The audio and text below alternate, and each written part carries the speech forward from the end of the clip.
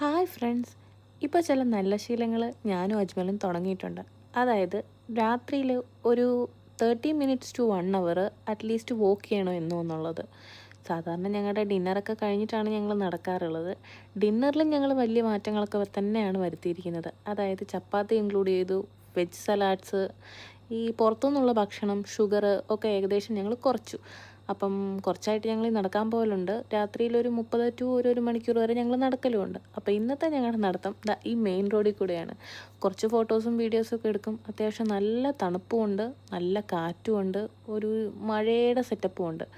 കുറച്ച് നടന്ന് കുറച്ച് വീഡിയോസും കാര്യങ്ങളൊക്കെ എടുത്ത് കുറച്ച് സംസാരിച്ച് ഈ 30 ടു ഒരു മണിക്കൂർ ഞങ്ങൾ വലിയ ഭാവി കാര്യങ്ങളെക്കുറിച്ചോ ഒന്നും ഞങ്ങൾ സംസാരിക്കില്ല. കുറച്ച് കോമഡി, അന്നന്നത്തെ കാര്യങ്ങൾ അതൊക്കെ ഷെയർ ചെയ്യാറുള്ളൂ. ആ പോകുന്ന വഴിക്കാണ് ഈ വാഷിംഗ് മെഷീൻ അവിടെ കിടക്കുന്നത് കണ്ടത്. അത്യാവശ്യം നല്ലൊരു വാഷിംഗ് മെഷീൻ. ഏതോ ഒരു നല്ല വീട്ടുകാർ പുതിയ വാഷിംഗ് മെഷീൻ മേടിച്ചപ്പം കളഞ്ഞതാണ്. വാഷിംഗ് മെഷീൻ വേണമെന്ന് അജ്മലിനില്ലായിരുന്നു. അതിൻ്റെ ഓസ് കട്ട് ചെയ്തെടുത്ത് കഴിഞ്ഞാൽ നമ്മുടെ വാഷിംഗ് മെഷീൻ്റെ ഓസുമായിട്ട് എക്സ്റ്റെൻഡ് ചെയ്യാൻ പറ്റില്ലെന്നായിരുന്നു. മാക്സിമം പുള്ളി പയറ്റി അതിൻ്റെ ഓസ് കട്ട് ചെയ്യാൻ നടന്നില്ല.